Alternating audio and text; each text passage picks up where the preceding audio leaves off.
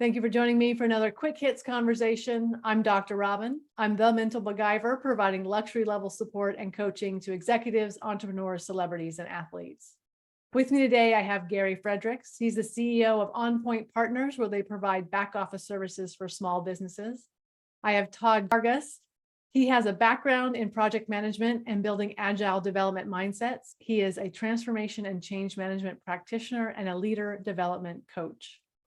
I have Bonnie Sussman-Versace. She is the reimager at Focused LLC, where she specializes in developing leaders, building positive and productive workplace cultures, and improving individual, team, and enterprise-wide performance. The question I have today, how do you stop someone from toxic dumping on you? Bonnie, kick us off.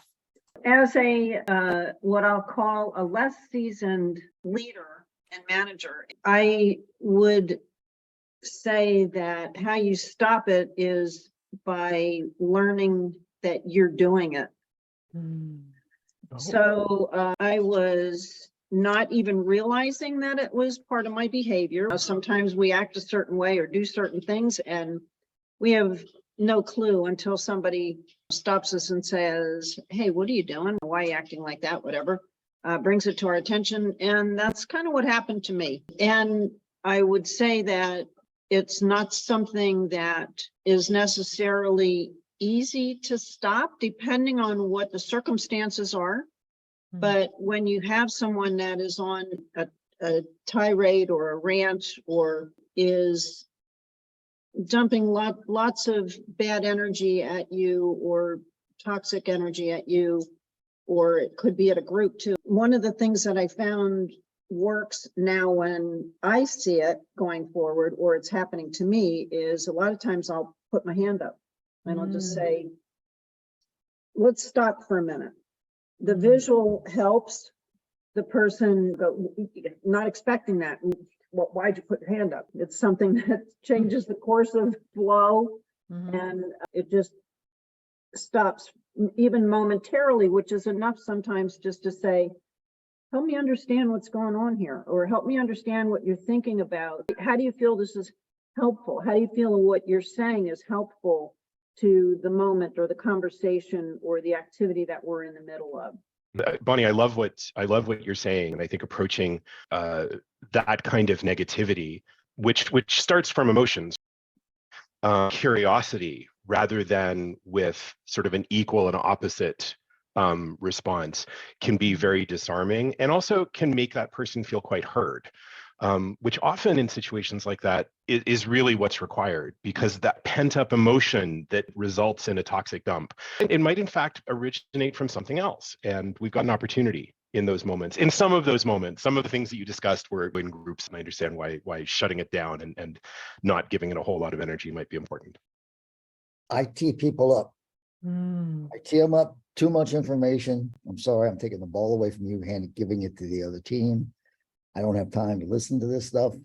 I try to avoid conversations around politics, religion, and sports, because I tend to get into those types of things for myself. So I just shut them down because I don't need to hear that stuff, and it's negative, and I don't need to hear it. People around me don't need to hear it. I don't do it in a mean way, but I do say, look, this is a subject I want to talk about, or a place I want to go with this. So why don't we reset and start over? I think if you're a leader, it's your responsibility, A, like you said, Bonnie, not to do toxic dumping, but B, to pull someone aside and say, do you realize that this is really negative and what you're doing, and kind of use it as a teaching experience? I think that that's a great opportunity as a leader.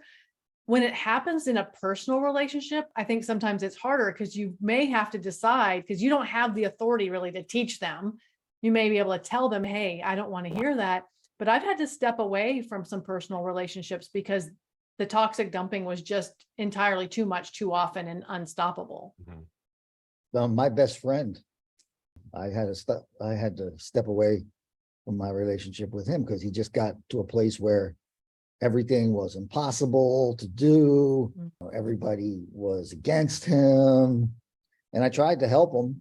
I tried to help him get some things done, but it was just It's heartbreaking because he and I were Mhm. friends for 30 some years. So, That is heartbreaking. I'm sorry to hear that, Gary.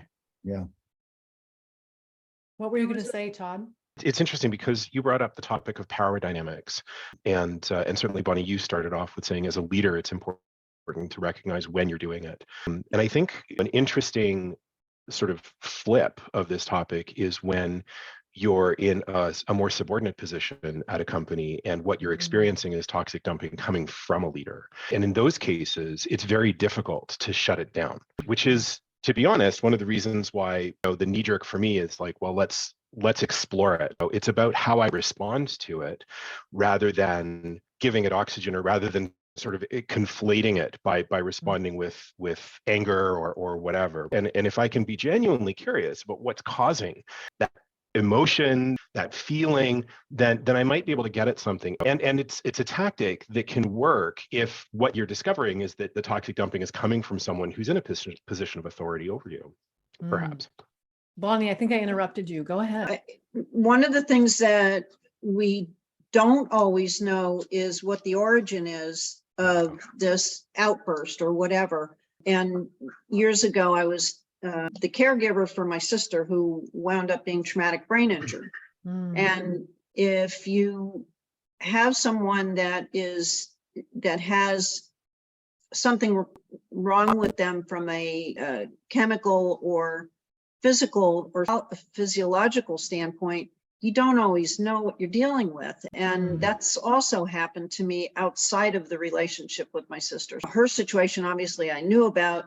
She was a traumatic brain injured individual. But there have been times when I'll walk away from a conversation and say, I wonder if that person is bipolar. I wonder if they have another ailment. I wonder if they're in chronic pain for something else. And the empathy really takes over. It can take over, and sometimes very significantly.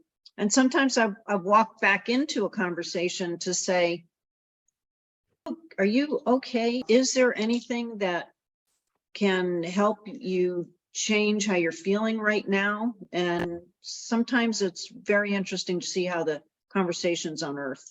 I think empathy is very important. I also feel like it can be a double-edged sword, because you can be empathetic to the point of allowing someone to treat you like a dirt mat and wipe their feet on you and toxic dump on you constantly.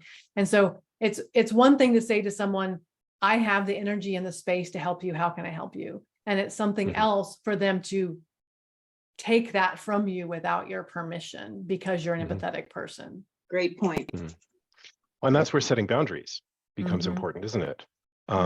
Right? Because it's at some point it's okay to say, hey, that's not okay. I'm not able to process this right now. I need to take a step away. And then really it becomes about me and my ability to work within that situation rather than about the other person and what they're bringing in as well. I have actually quit some jobs because of toxic leaders. Well, I quit my job on Wall Street because of toxic leader. And how long did it take you to realize this is not tenable? 2 months. Oh, wow. You did it quick. That's fast. I thought you were going to be like 10 years. Oh, the person had a reputation. I was working for a large company. I moved into her area, and she just talked down to everybody. She wanted me to do some things that I thought were not quite ethical, and I didn't do them. So then she started dumping all her toxic load on me, and I just said, I don't need this. I'm talented. I know what I'm doing, and I can get a job anywhere. And I left. I think what we're saying basically is you either stop toxic dumping by saying to someone, being empathetic and saying, hey, can I help you? Yeah. By saying, hey, you're being toxic, don't do that. Or by walking away. I think those are kind of your three options. Very much. And possibly in that order too, because I think that makes a lot of sense to put it together. And that is our 10 minutes. So I'm going to cut us off there. Thank you so much for having this conversation with me. And I look forward to speaking to each of you again really soon.